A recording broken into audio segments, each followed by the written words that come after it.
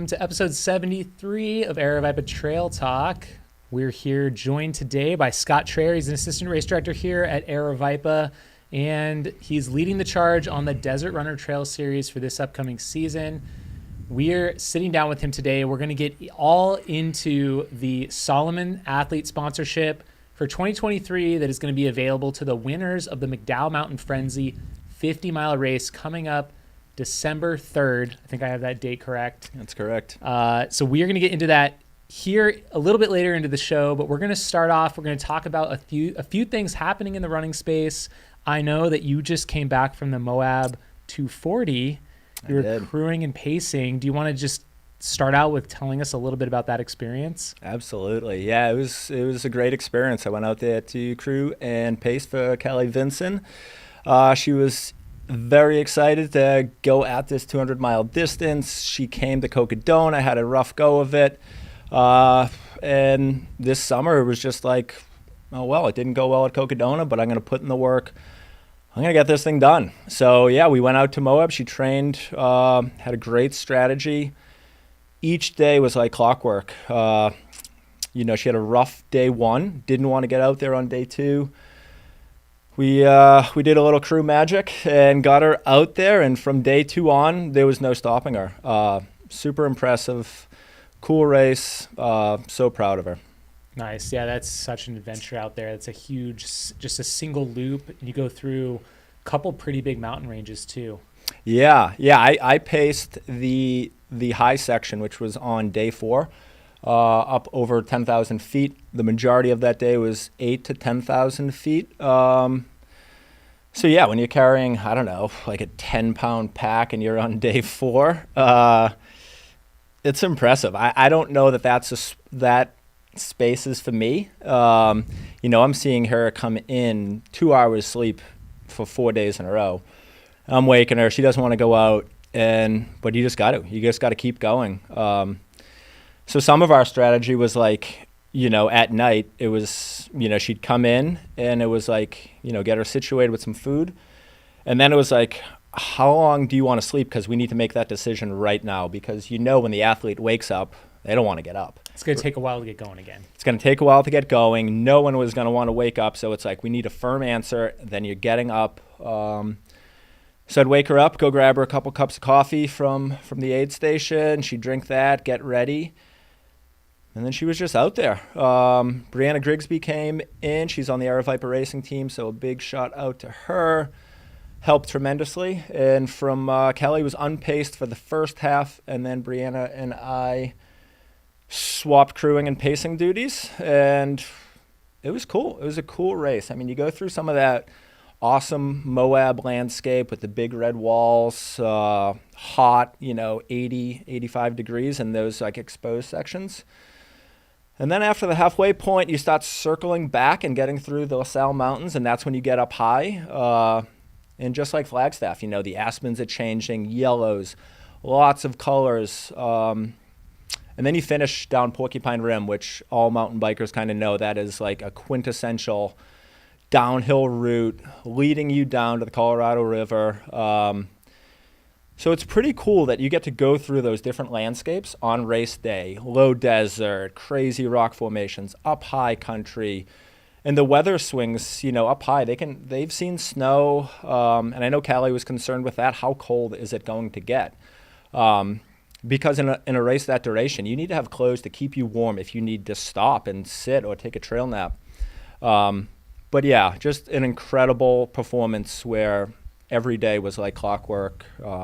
So yeah, it was cool to be a part of. Nice. That's awesome. Super cool to hear. And I was going to say something else, but I just forgot it. So that was a great recap, though.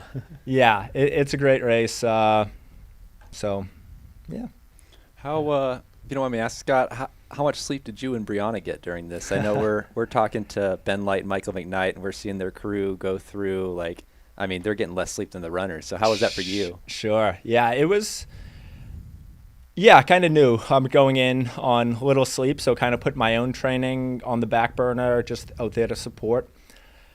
So from Moab, it's about, so I use Moab as a home base where I had, a camp spot where I could go to at any point. But But like the furthest aid stations were about 90 minutes. So you kind of just, you don't sleep much because you're just updating that tracker. Like, where is she? Where is she? I don't want to be late. I don't want to be late. So it would be common where I might wake up at 2, maybe I'd get 2 or 3 hours sleep, drive out, meet at the crew point, hang out for the 4 hours while Kelly was sleeping. I'd be getting packs ready, bottles ready. I might get 10 or 15 minutes of sleep. And then it was time for her to wake up again. So yeah, sleep didn't happen too much for any of us. But again, I mean, so cool to be a part of, so thankful I could be a part of it. So seeing that, like anytime I go to these events, it's so inspiring for my own training, so yeah, it was awesome. The lack of sleep was just a minor detail. Yeah, let's talk a little bit about your own training. You, of course, got a golden ticket earlier this year at Black Canyon, ran Western States, and now you're gearing up for Desert Solstice again. How's that going? And do you have any goals you want to talk about? Oof. Yeah, it's been a good year. Training is going superb at the moment. I thought coming into Desert Solstice last year, it was my year, and I learned a lot. Even just talking with your brother Nick, like just trying to be a student, who is doing great at this sport? Bob Hearn, like trying to read what are their strategies for this? How can I implement some of that strategy into how I like to race? With that said, this is the year. This is the year. Ooh. I mean, it's bold to say I'd be more interested in running 170 than 160. I am going to be going out a little aggressive, probably at my range is 750 to 810 pace, which is going to be faster than American record pace. And I know it's not how I generally race. My coaching philosophy and racing philosophy would be, say if you're running 100 miles, right, you need to be able to close fast if you want to have a great race. That's period. You need to be able to close fast. So you should take a conservative approach, right? If you've never been able to do this in a 100-miler, then you need to start slow and go as slow as you think you need to go so that you can close fast. Last year at Desert Solstice, I went out at about 8:30 pace, and I didn't close as well as I should have. So for me to jump and try to run this faster, it's a very aggressive play, and I feel like I've weighed the pros and cons, what could happen, and I want to go big. So we're going out hard. Yeah, what's the thought process behind that? Are you trying to get out ahead of it? You've just seen maybe what other people have done, like Sorokin, or? Sure. No, I think if everything, right, because you need a lot of things to go well in 24 hours to be able to run well at the end. And pacing is only a small piece of this. So when we look at like aerobic threshold, right, the runners that are running very well, their aerobic threshold is much lower. Maybe it's 620. That's where I predict mine at. But you have to consider muscle fatigue and muscle breakdown. So that's why running at a slower effort, which is going to allow for more fluids and fuel to get in, is going to be advantageous for that athlete. Because just like saying 100 miles, like the real time is made or lost at the end. So the strategy on this is, why would I go out at 8 if I was unable to run fast, going out at 8:30, where I was kind of clicking 8:30s for the first, I think, 16 hours, 100 and something miles. I didn't have a crew last year. I am bringing a crew this year, which I think is going to be helpful because I thought I got behind on calories. But the bottom line is, I think if everything goes perfectly, which is a huge ask, that yes, I do have the capability to run over 170 miles. And like I said, that is more appealing to me than trying to run 160. So the goal is to try to run, 750 to 810 consistently for 24 consecutive hours. I'm not planning 8 minutes and try to get out in front and then slow down. I hope to be able to hold that for all 24 hours. Nice. We'll be there to watch it as that unfolds December. We did have one question in the chat on that. From Chad in Colorado. It's asking, what are you changing to become your best self/runner? And I think that's probably a pretty good question just because you ran the same event last year. Sure.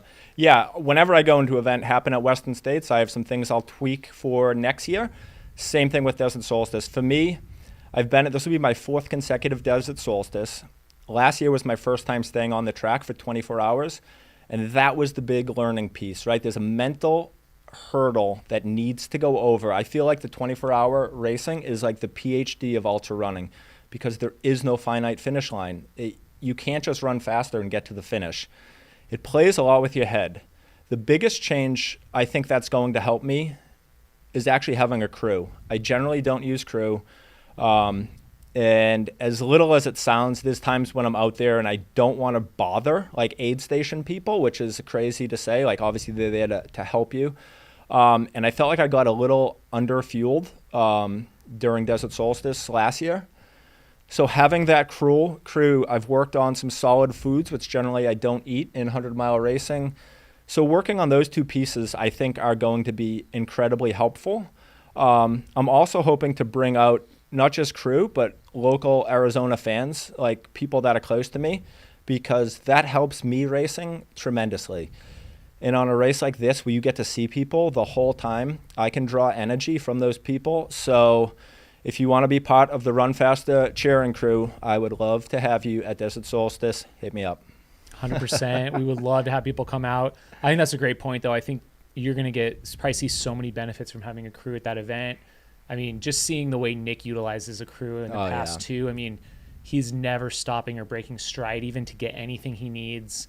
So I'm sure you spent at least a little bit of time digging through a bag at one point, which you can hopefully eliminate this time. Yeah, I am so excited for this race. It's the Super Bowl of track running, period. And I'm just blessed to be showing up for my 4th year in a row. That's awesome. Well, I want to talk about maybe a couple other big things. There's like so much happening in the sport right now, and we have such a diverse sport. It's really interesting. We not only have like these exciting things to look ahead for you and the Moab 240, but there's the Backyard Ultra World Championship happening right now. And from talking to Bryce and Scott, you guys may not know all about that. So maybe I figure we can spend a few minutes on that. I know there's probably some fans of the backyard style that are watching this. I'm a fan of it. I was lucky enough, what was it, 2 years ago, to go to Laz's backyard, and I was filming for Salomon, was on site. I got to do, I think I put in 85 to 90 miles just filming and having fun, because I don't just want to sit at camp. I was like out there, I was cutting across the course to catch different angles, and those folks are doing 200, 250, 300 miles now. It's crazy. So yeah, the way this has evolved is crazy. Let me give you some stats real quick. So every other year they host now the World Team Championships, and so that's the one, I think that's the one that I went to. It was like each country has 15 athletes. They qualify by running backyard ultras in their own country. So they take their best team of 15. They host a local event, and they had 37 countries participating. Wow. Most fielded 15 athletes. Some may not have fielded all. Sure. There were 544 athletes around the world participating in this thing. It started around 83 hours ago, and we have 4 runners left out of the 544. Your country, you can only keep competing if you have at least 2 athletes in the game still. If one misses that 4.11 or 167 mile loop, or they quit and you're down to 1, that's it. They can't keep going even if they want to. And so the U.S., Harvey Lewis, and his last name is Chad. It's Chad something. Sorry, I can't see it all right here, but he did 76 yards and Harvey Lewis did 75 yards. The world record holder, his last name is Gertz. He's from Belgium. He did 90. I think it was earlier this year, I think. And currently they are at 82 yards, it looks like. So they have, Japan is still in and Belgium is still in, and they each have 2 athletes. Good Lord. So collectively, this group has run 15,892 yards, which is 66,217 miles in the past 82 hours. Yeah, when I think of 90 hours, that's almost 4 days. I think 96 would be 4 days. Yeah. And I'm thinking like just being awake, right? Like that's the challenge. Just being awake for 4 days is got to be soul crushing, right? I mean, most of these laps are taking between 45 and 60 minutes to complete. Yeah. And as time goes on, you're slowing down. So the ability to sleep becomes almost non-existent. I mean, you're never getting more than 10 minutes at a time. Yeah. I'm an athlete that has never done that. I've never taken a 10-minute nap and had to keep going. So I don't even know how they do it. I'm just going to say that. I don't think I'm lasting more than first time I'm going to bed, and that's it. I'm done. I'm over for the backyard competition. So I will shout out, they've been live streaming this for the whole time. Check out Conversations by the Woodpile. It's Laz's new YouTube channel, which is pretty funny. I will say, Laz, you have the YouTube Kids turned on. I don't know why, but it comes up. You can't actually comment because it says this feature is disabled for YouTube for kids. So maybe it's kid-friendly content. I don't know. Yeah. It's probably better that way.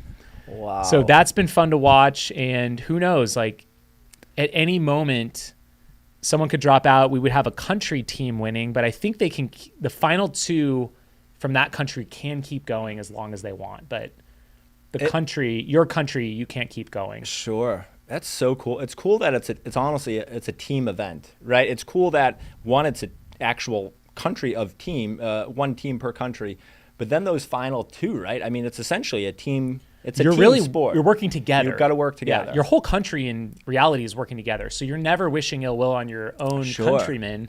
You want them to keep going because then you can keep going. Yeah, that's so cool because we don't see that, right, in our sport. Obviously, we're all very supportive of other athletes, but it's generally either I'm going to win the race or you're going to win the race. But now it's like we both need to essentially win the race, you know? Exactly. And so what'll happen next year is all of the winners of all of these countries will get invited to come to Tennessee next year. Oh, wow. So in addition to a large field from the US, that's going to be extremely international. So you'll have the best backyard runners in the whole world all coming to Laz's own backyard here in Tennessee, and they'll compete for the one single world champion. So that's the one that Harvey Lewis won this last year and did 84, 85 yards.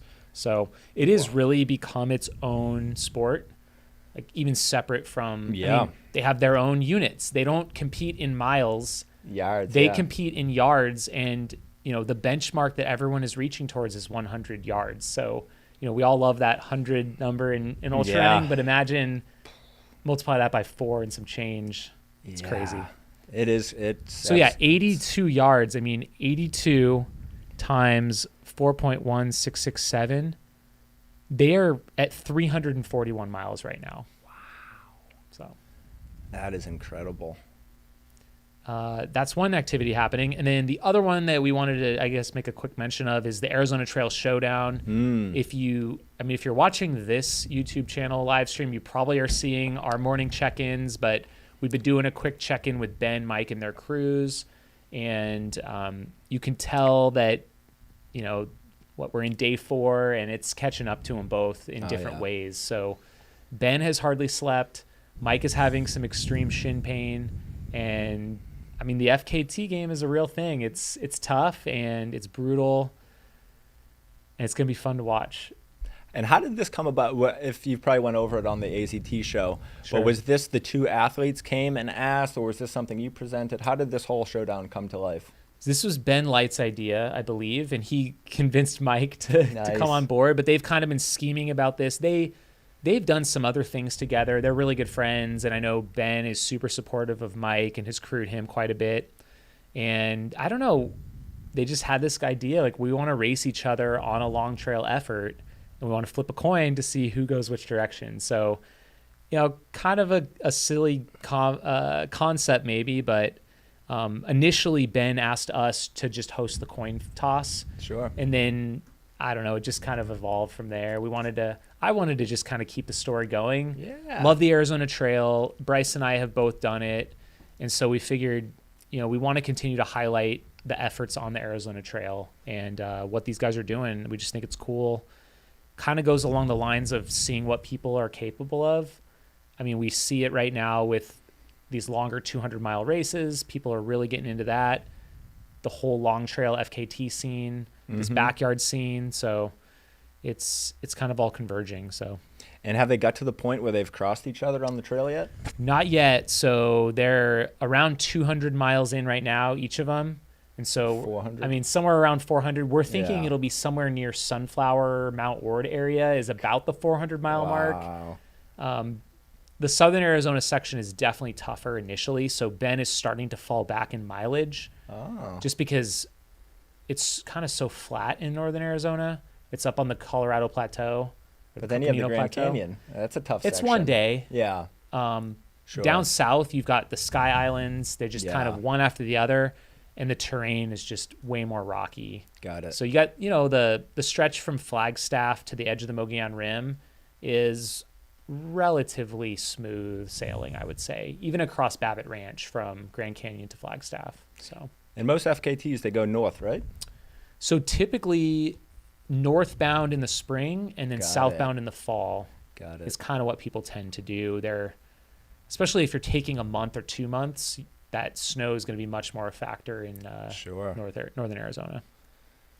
So I think what else you got? I just think on that, as far as pertaining to the coin flip goes, Ben chose to go northbound, which I think nobody was expecting. He had some good Oh. reasoning for it. So south part of the trail is a lot more up and down as you go over those skylines. So he wanted to get the elevation out of the way early. Sure.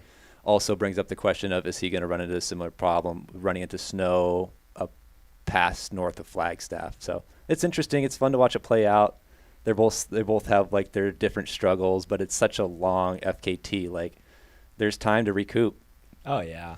It's cool. I mean, I applaud that. Like, just the effort is cool, but coming up with the concept is cool. This sport, trail running, ultra running, I mean, we're seeing a lot of cool stuff going on, and I think the sky's the limit. And so big shout out to those guys for coming up with this concept, going with it, and yeah, that's pretty cool. Absolutely. What else do we have to talk about in this segment, Bryce? I think there's maybe something. Oh, are we jumping into Frenzy? Oh, I don't know. Oh, I was that's just trying to see if I missed anything. Oh, on the Arizona Trail or Showdown? just anything else, like before we get into the dirt series and stuff. I don't know. I'm Yeah. very excited about the Dirt Series. Yeah. That's what's on my mind right now, specifically the McDowell Mountain Frenzy. I know Pass Mountain's the first one in the series. but yeah, I'm getting very excited. It's funny. We were just having a little marketing meeting, and we got on a little tangent with the Dirt Series, and Bryce is super passionate. Maybe you could intro us into the Dirt Series, like what's coming up. And you participated last year, and you're coming back this year. Absolutely. So yeah, give the viewers a little intro. Like, what is the Desert Runner Trail Series? What does it mean to you? So Dirt Series, stands for Desert Runner Trail.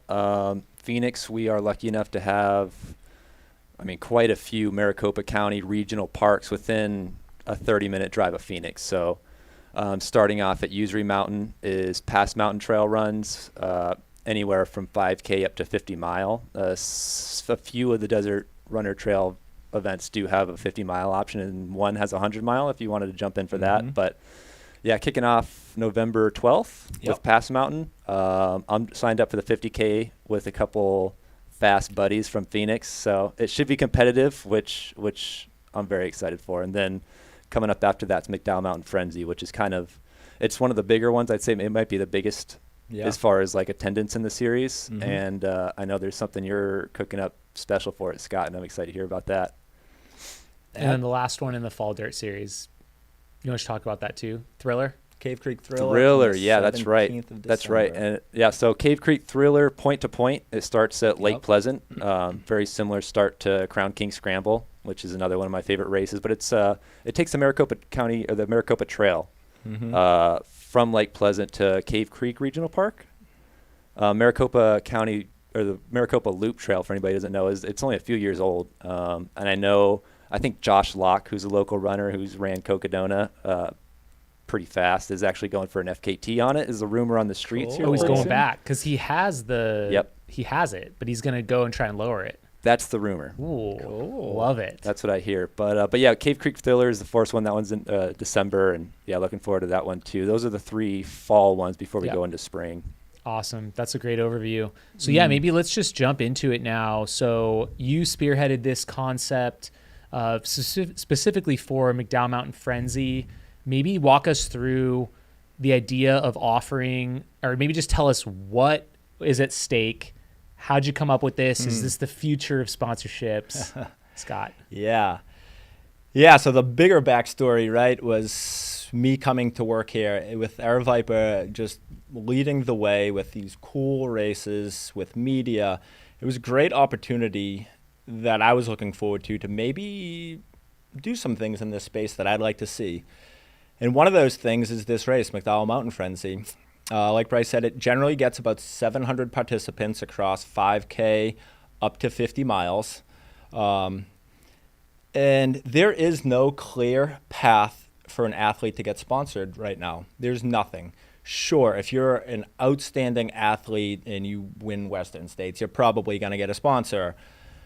But there's a lot of elite athletes out there, and there is no clear path. Some athletes don't know. Do I need to contact the companies? Do they contact me? How does this work exactly? How many Instagram followers do I have? So it's not a clear landscape. So this idea of you get to come, just like, say, in Olympic trials, right? In the Olympic trials, if you're top 3, you go to the Olympics. It doesn't matter about anything else. It doesn't matter what happened early in the year, what races you've won in the past. So I like that concept of show up, have a day, and this could be your day. You could get that sponsorship. So to me, that's really important to have in our space for athletes trying to become professional trail runners.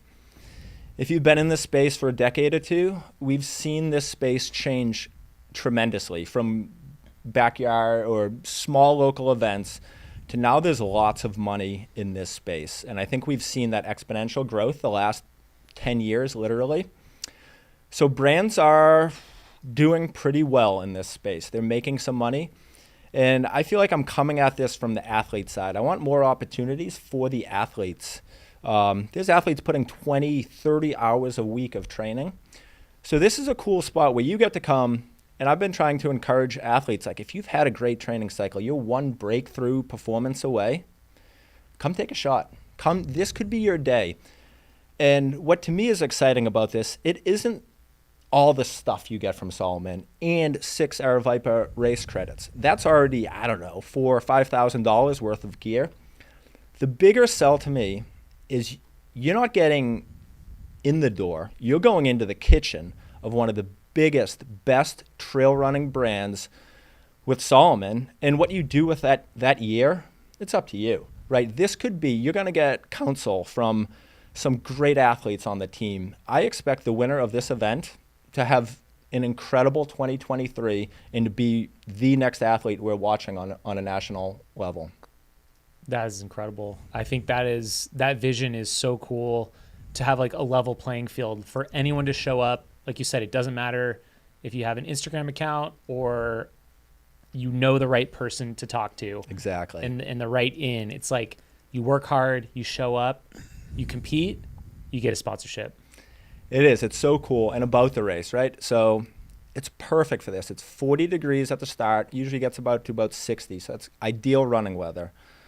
It's a little over 4,000 feet of climbing with, at mile 31, a big, brutal climb up Thompson Peak, sometimes up over 20%.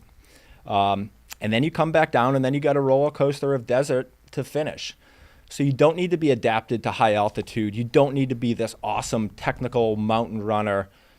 You just need to be a good runner. You need to be a good runner, and you got to come out here ready to go and have a great day. Like, you just need to believe in yourself. I need to have this one great day. And it could literally be a career-changing moment in your running life. That's amazing. Yeah, it's a great point. I mean, there is so many leveling factors here. I mean, it is, with the exception of Thompson Peak in the middle, a pretty runnable course, extremely runnable course. But there still is that punchy climb. So it does level it out. You can't just be, an elite marathoner and just blitz it. It's like you're gonna have 40% grades there in the middle, up and down that thing. Yeah. Bryce, you just did it. Well, did you? Right? Yeah, so I did it for the first time a couple days ago. Oh. It's steeper than I thought. To give anybody watching a visual for it, I think it's about to come up on the screen behind him there. Get some great visuals. But towards the top, I mean, it is just so steep. I don't understand how it's even a road, like how a car could get up that. I agree. I've gone up it once. It was a couple weeks before Western States, and I was like, I don't feel like driving to Order. Let me go hit this. And everyone's like, it's paved, but it's wicked steep. And I'm like, it can't be too steep if it's paved. I have no idea what they were thinking building this thing. That's why the half of it's, not in any shape anymore. Going up is okay, and I consider a great downhill runner, but it's so steep and it's got concrete, I couldn't run down it. And I consider myself a great downhill runner.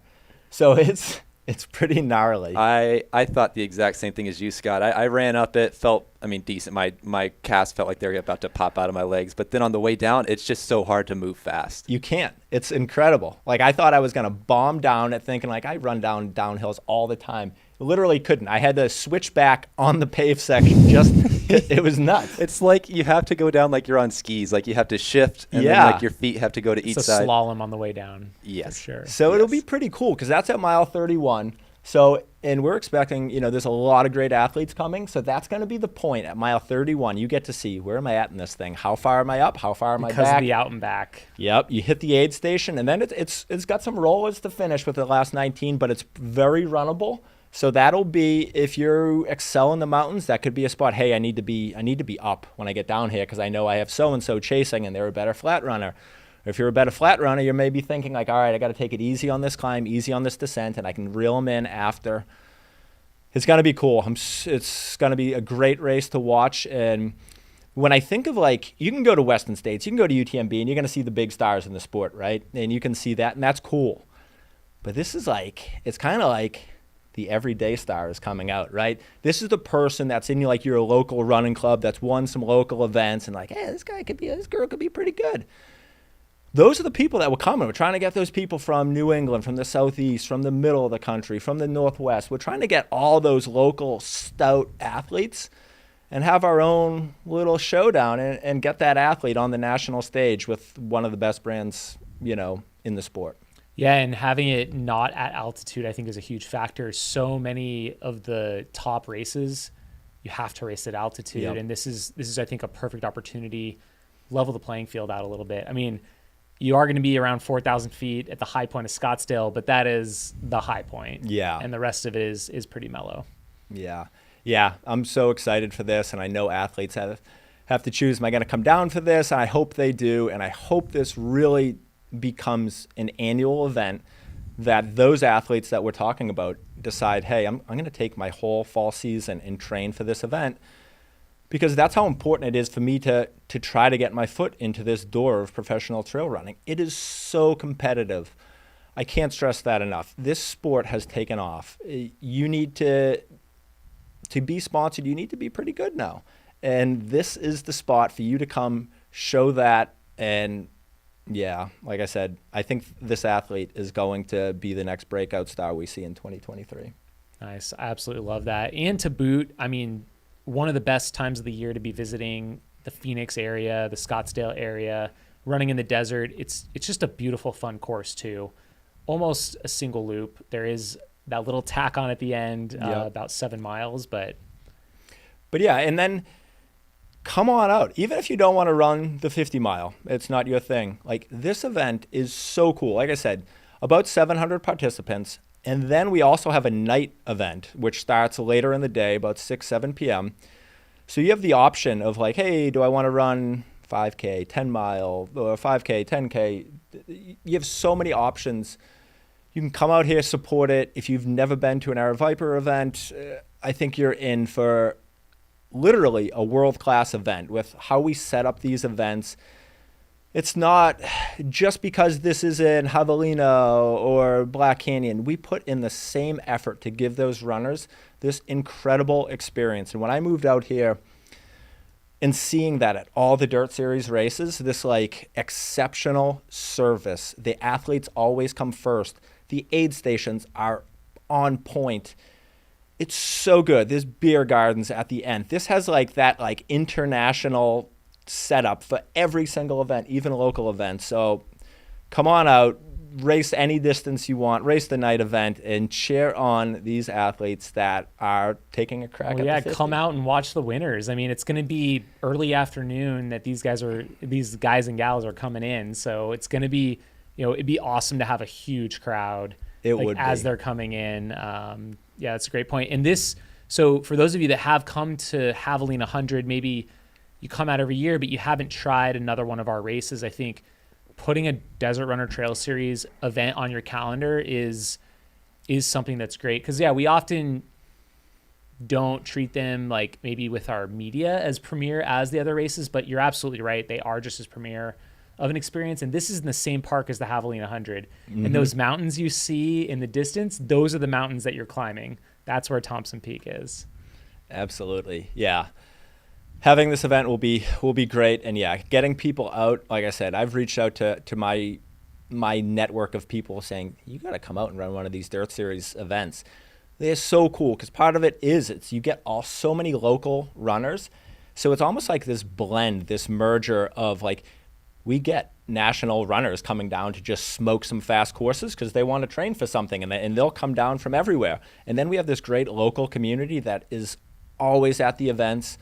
So it's this cool little mix where, you might see some of the superstars of the sport because they want to come out for a race. And then you get to also meet the local athletes that are, at our group trail runs. So it's a cool mix. It's a great place. And I'm so stoked to be directing the Dirt Series, and I can't wait to meet everyone out there. That's awesome. Yeah, I mean, this is our 13th year of the Dirt Series, which is crazy. McDowell Mountain Frenzy was the first Aravaipa race created from scratch, which is a pretty cool history thing. And, we've always set out to improve and evolve these races. So, when McDowell Mountain Frenzy was born, we only had up to a 25K, and it was just looping around a little competitive. And over time, almost every single race now has a super premier experience. Like the fact that the 50 mile is almost a single loop and the other ones are point to points. It's really, I mean, I hate to just keep self-promoting it, but it's that good. It is really something great to look at. And, you're not coming and just running like a little local loopy thing. Like every single one of these long ultras is a premier experience, and it is. There's some of my favorite events. Like the Elephant Mountain 50 is probably one of my favorite 50 milers that I've ever done. So, Bryce, you got any additional questions for Scott in pertaining to this, or anything from the chat? Bryce is hopping in that 50K, and what he doesn't know, some of those Salomon athletes have reached out to me. They'll be joining the 50K. We have some golden ticket athletes coming for the 50K at Frenzy. At Frenzy. So I would like to get, maybe you're a professional athlete. Full disclosure, I am trying to hold that 50 miler for those athletes that do not have a sneaker sponsorship, because I want those athletes to have that opportunity. That's the fine print. That is the fine print. But if you are a professional runner, come run the 50K. It's going to be competitive. And then you get to welcome this new athlete to the professional scene. I think it's going to be pretty cool just to watch all the events go down. Absolutely. The more, the better in that. I remember last year going into it, Pass Mountain, Scott, it's a pretty sizable event. I mean, you go into McDowell Mountain Frenzy, and it's a little bit of a different level. And you're at the starting line, you look around, and you see, even in like a non-year where we're not doing the sponsorship previously, like there's some speedy people out there, and it makes me excited. Yeah, it's going to be cool. We're 6 weeks away, 7 weeks. Get your last block in, right? Yep, absolutely. It's not too late. Not too late. Still plenty of space to register. Come take a chance. I can't say it enough. You have to put yourself in a position to be successful, and signing up for this race, if you think you got it, this is the spot. So we do have a couple more in the chat, mostly asking you about training, diet, nutrition, and fueling during races. We might be able to circle back to that, or do you want to cover that now? I think that sounds fine. I think we covered almost everything with this one. So cool. Do you want to talk about do you have any notable entrants yet? Or, it's kind of interesting because it is a different category. Like you're not going to see the big names that you see everywhere, which I think that's kind of the point. That is the point. Yeah. Yeah. Rich Lockwood's coming in after crushing Run Rabbit Run. He won the race, $15,000, won the race by over an hour.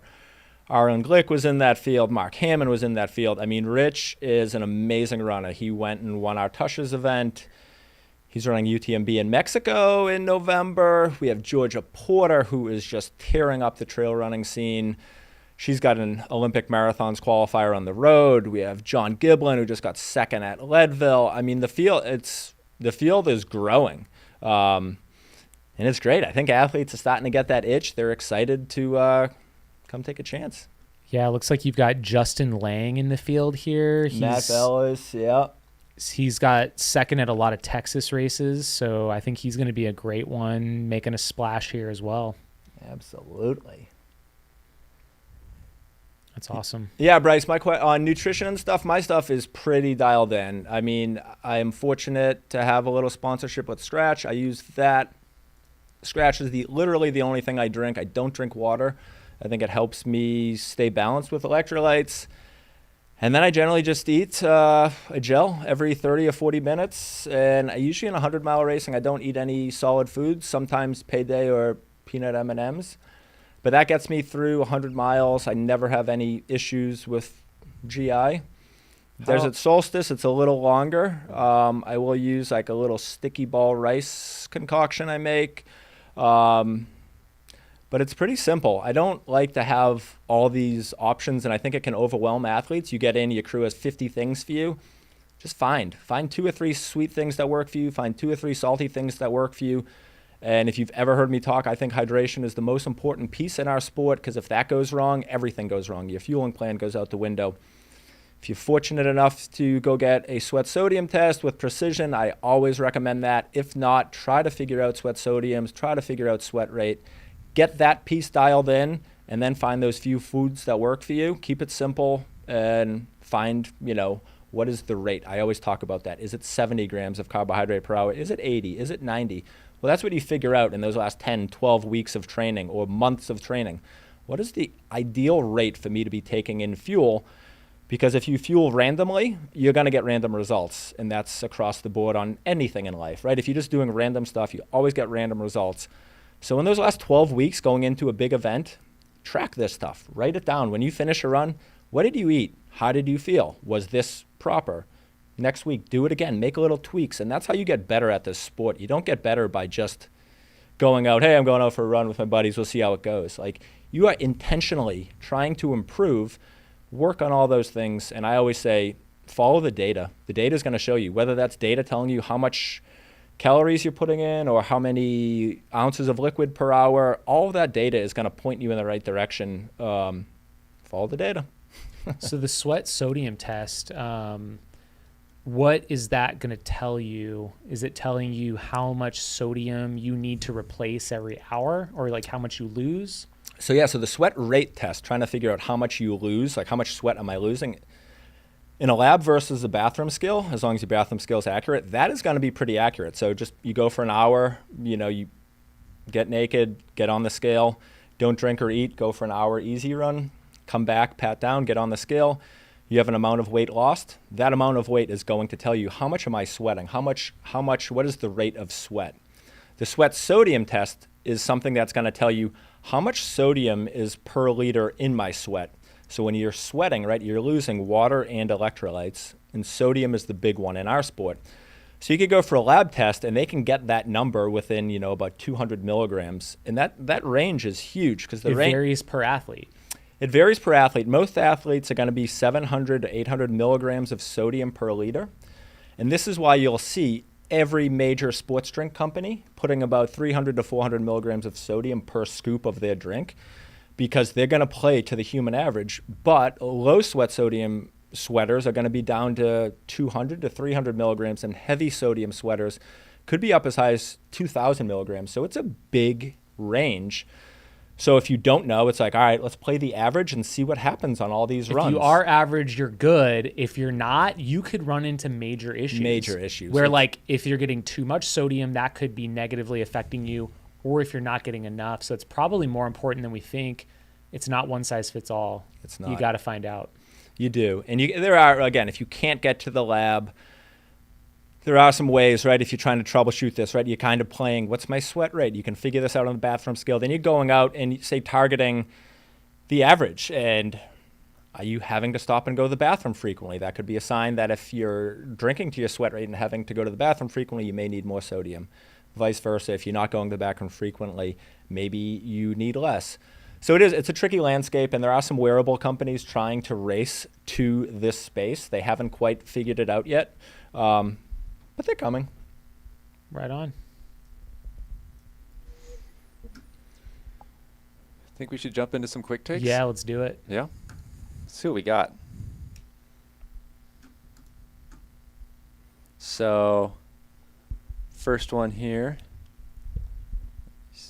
We got someone sponsor me is in the chat now. I saw that. Come to Frenzy and win the race.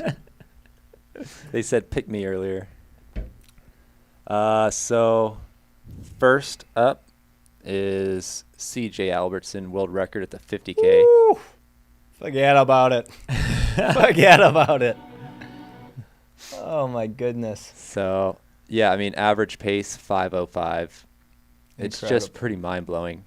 Yeah, and I love 2 years ago, a lot of people found CJ's name as he took off like a hot potato at the Boston Marathon and led the race through 18. And he had a great strategy. His strategy is, you know, he is comfortable on the trails. Boston starts with a lot of downhill, and he knew he didn't have the foot speed to keep up with some of the East Africans. And he said, well, I got to play to my strength. I'm going out hard on the downhill, and we'll see what happens. He had a great race. I forget what he ran there, 2:10, 2:12. He's got some segments at South Mountain. Don't think I don't know that, CJ. Does he? Yes, he does. But this performance, incredible. He's planning on coming after the 50-mile, 100K, 100-mile records. And this is where our sport is. It's insane to see how fast it's gotten. And it's not saying CJ, it's not a slam dunk. He's going to be able to transition to 50 or 100 miles. But when you see those athletes, and they do have the crossover, they are. Granted, this is 50K. It's not much different than a marathon. But if these athletes that have the engine, like CJ, if they can understand the strategy pieces, because it's much different from marathon or 50K running, if they can get that dialed in, I mean, we're going to see some times that in our sport in the next 5 years that are things that we think of as not possible right now. So cool. Yep. And, I mean, to me, 5:05, like, it's crazy. that's like, I mean, that's a mile PR for me. So, Yeah. times that by 31. Yeah, and I've gone to ran the 50K national championship before, and I've seen some of the fastest people running 2:48, 2:50. I mean, 2:38. Holy smokes! You run 2:38 at the marathon. That's pretty good marathon. You know Right. what I mean? Yeah, that's like 15 minutes under my marathon. Yeah, it's a little over 6 minute pace for the marathon. I mean, it's incredible. Right. Kudos to CJ. Yep. So next up, not a world record, just kind of a quirky thing that happened in Brazil. So apparently, I do have a video queued up here. So basically, this is nighttime. This is like a cafe, and you're going to see some CrossFitters start to run through here. And so what these folks who are eating, they think it's a protest, and so they think they're in danger. And so they're all going to get up and they're going to clear out this restaurant and start running away from the CrossFitters who they think are angry protesters. Oh. And It's just the crowd mentality. Oh wow! Tipping tables and chairs over. and they're gone, and it's just And it's you can see more people the CrossFitters keep running through. Like they're like, why are you stopping in front of me? Yep. This guy's on the ground. Yeah. There's another CrossFitter. Yeah, I don't know. Those CrossFitters can be a little intimidating. You know what I mean? I see them doing lift, clean, snatch. Oh, man. It ain't something I'm doing. They're not the normal like stick figures running through, you know. Yeah, That's absolutely. maybe part of it.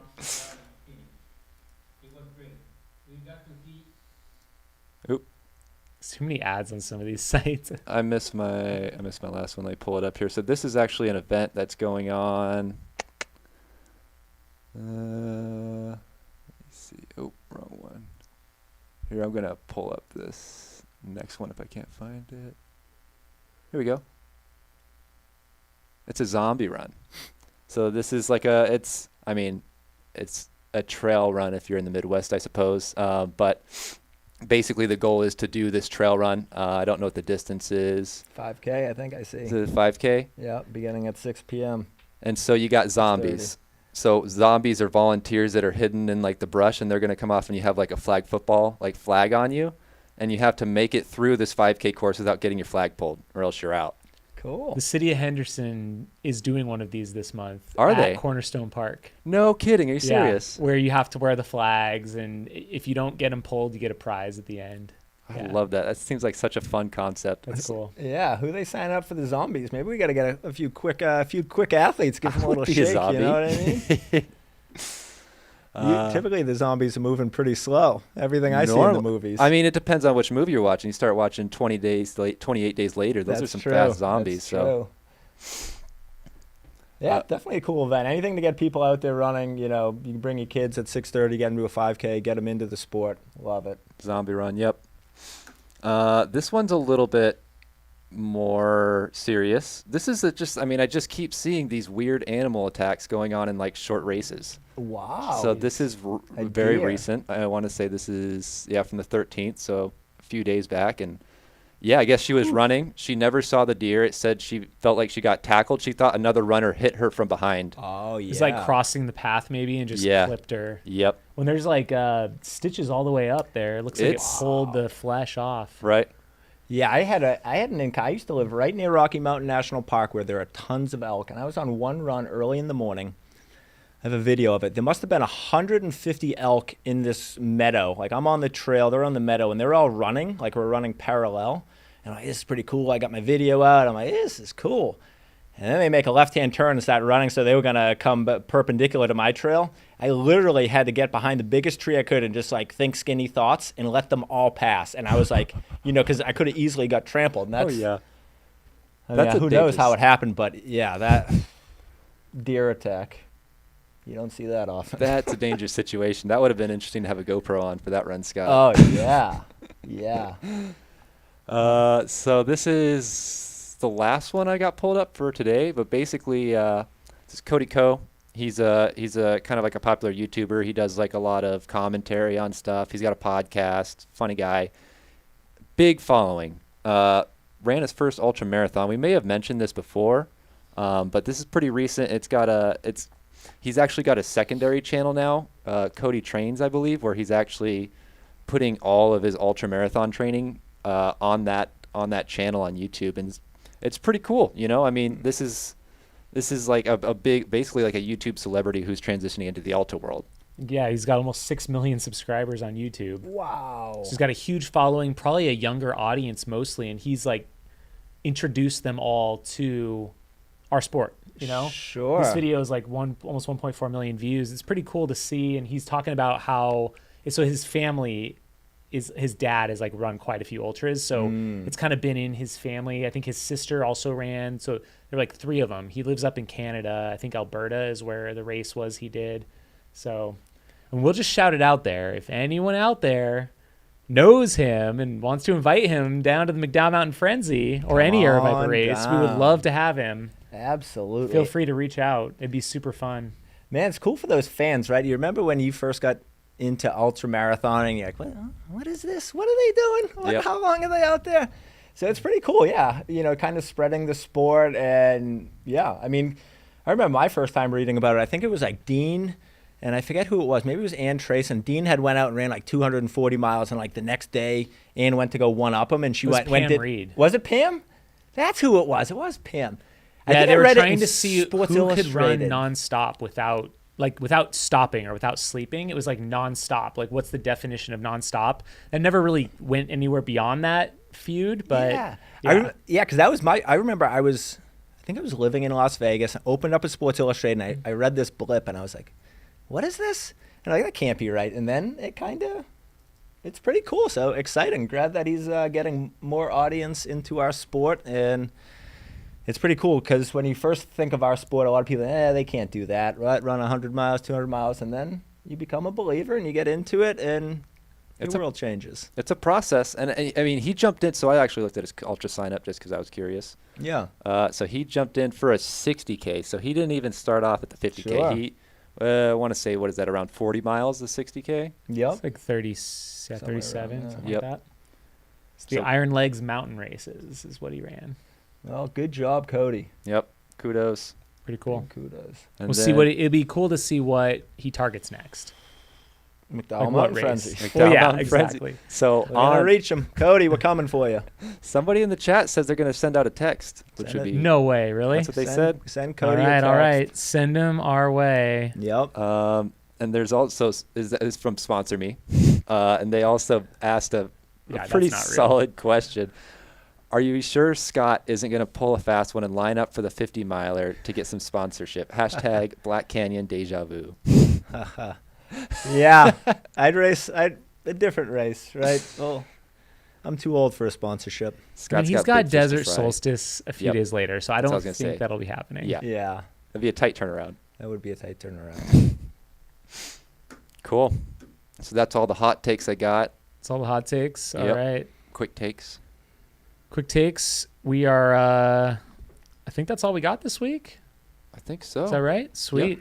Well, we'll be keeping our eye on the Backyard Ultra the rest of today, see if they can't get over 90 yards and break the record.